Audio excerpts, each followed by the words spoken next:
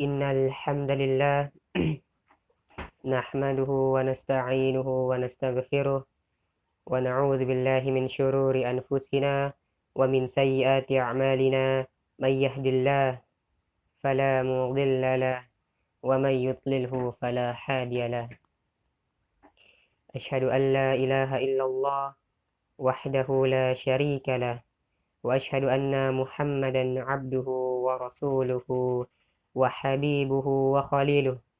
صلوات ربي وسلامه وبركاته عليه وعلى آله وأصحابه أجمعين أما بعد فيا معاشر المسلمين وزمرة المؤمنين رحمكم الله أوصيكم ونفسي بتقوى الله فقد فاز المتقون.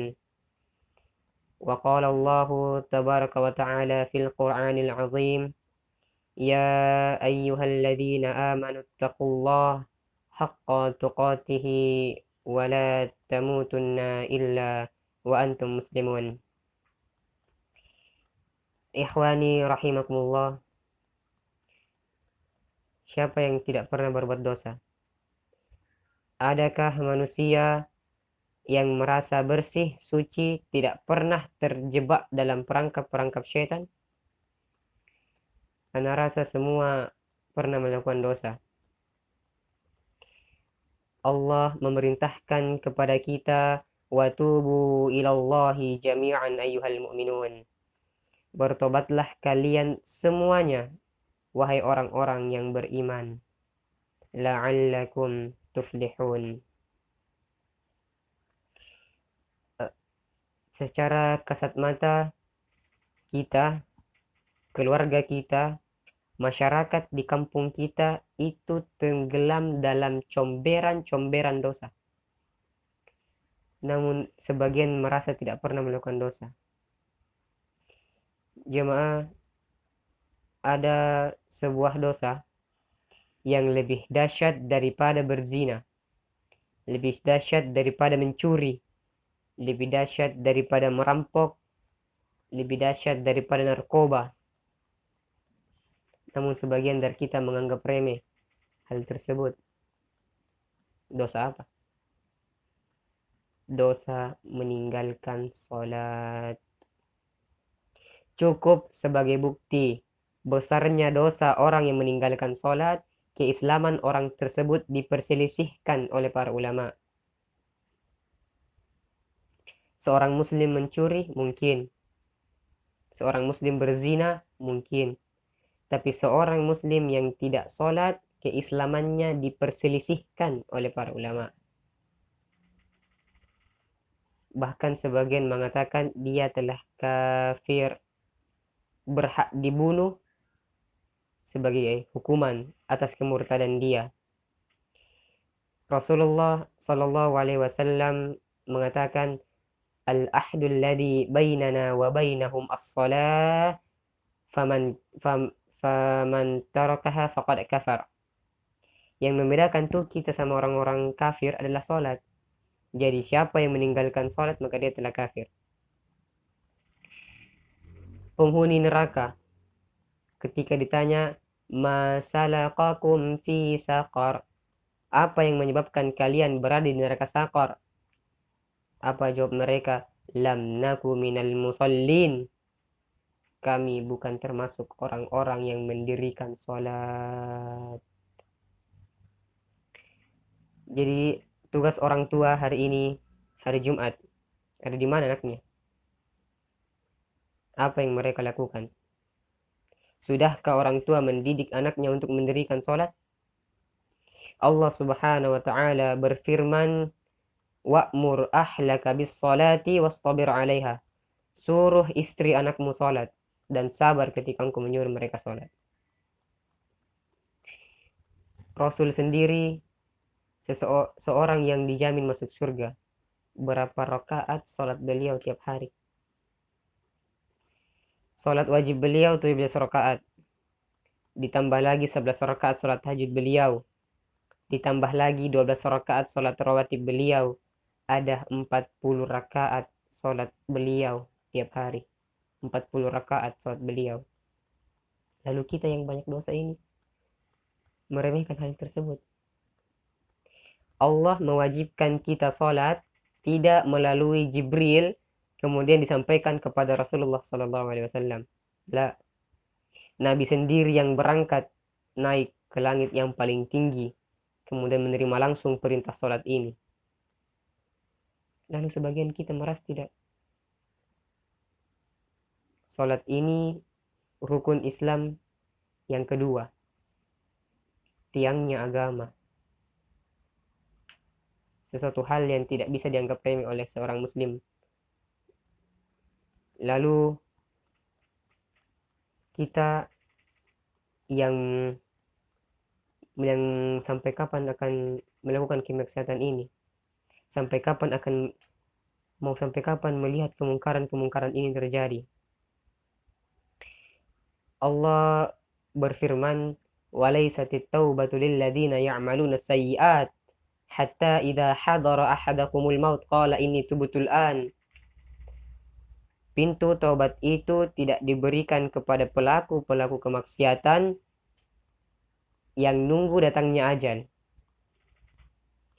Ketika ajal telah tiba kepadanya, dia berkata, qala inni tubtul an, sekarang aku bertobat. Tidak ada.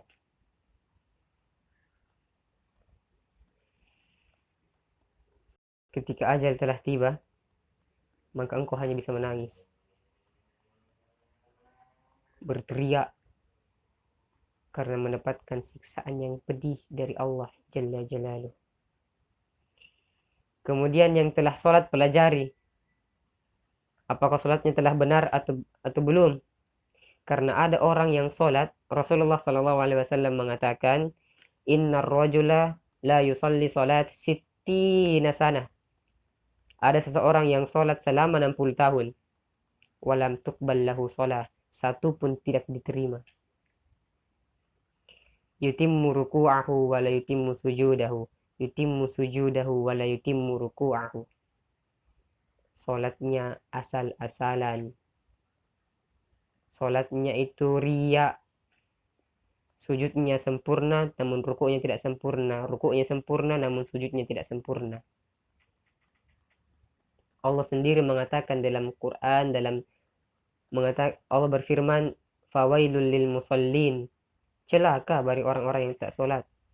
Apalagi celaka orang-orang yang sholat, apalagi yang tidak sholat.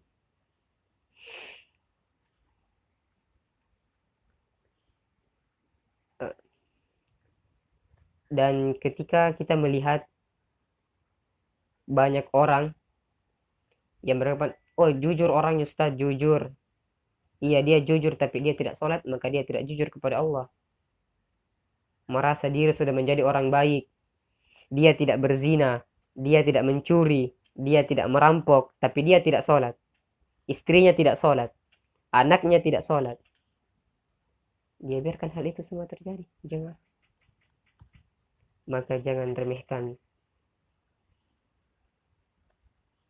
dosa meninggalkan sholat ini, jemaah. Wallahi kita hanya punya kesempatan sekali. Maka manfaatkan kesempatan itu secara maksimal.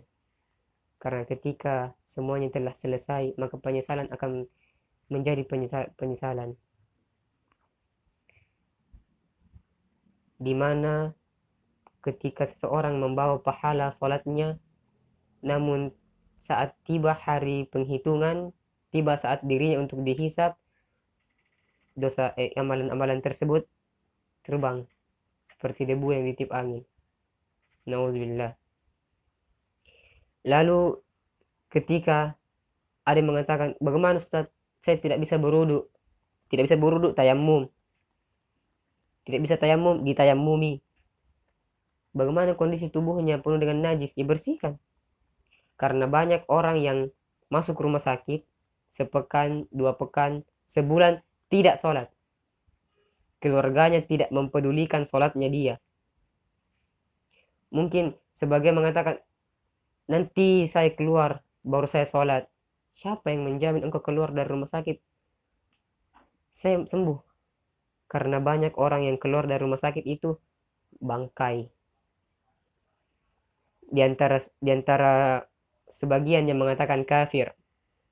Dalam madhab Hambali, dia mengatakan tidak usah disolati. Ngapain kita nyuruh solatin dia, padahal dia tidak mau sholat waktu hidup? Jangan kuburkan di kuburan orang-orang Islam. Bikinkan jurang. Tidak main-main jemaah. Lalu sebagian dari kita merasa bahwa ini hal yang biasa terjadi. Nauzubillah. Bahkan perintah sholat ini ditujukan memiliki penawaran dari Nabi kepada Allah. Karena Nabi merasa bahwa umatnya itu tidak bisa menanggung sholat yang terlalu banyak. Sehingga diberikan tawaran hingga 5 sholat. 5 kali sholat dalam sehari. Allah mengatakan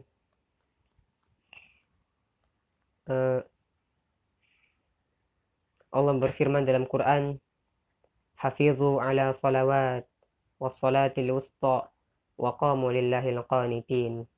Jagalah salat-salat kalian, terutama salat yang pertengahan, salat asar, dan berdirilah beribadah dalam kondisi tunduk penuh kekhusyuan kepada Allah Jalla Jalaluh. Karena kita lihat banyak orang yang pergi keluar dari rumahnya, naik motor, jalan kaki, pulang ke rumahnya sudah ditandu. Berapa banyak orang yang keluar rumah, dia pasang kancingnya sendiri. Lalu ketika masuk ke rumah, yang membukakan kancingnya orang yang memandikan jenazahnya. Sampai kapan kita melakukan kemaksiatan ini? Sampai kapan kita melihat kemungkaran ini terjadi? Jadi dari saya berwasiat kepada diri saya pribadi dan kepada seluruh jamaah yang hadir di tempat ini untuk segera bertobat kepada Allah.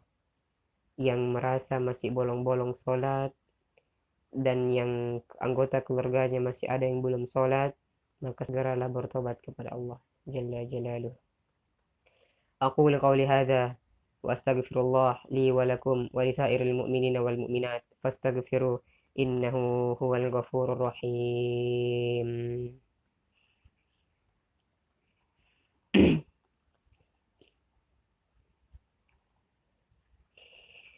Alhamdulillah rabbil alamin wa bihi nasta'inu ala umuri dunya waddin. Wassalatu wassalamu ala asrafil anbiya'i wal mursalin sayyidil mursalin wa imamil muttaqin qaril muhajjarin sayyidina wa maulana Muhammadin wa ala alihi wa ashabihi ajma'in, amma ba'd. Jemaah,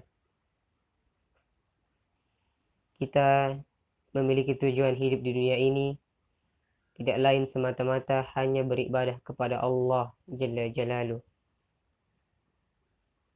Allah mengatakan, Allah berfirman, tidaklah aku ciptakan manusia dan jin kecuali untuk beribadah kepadaku.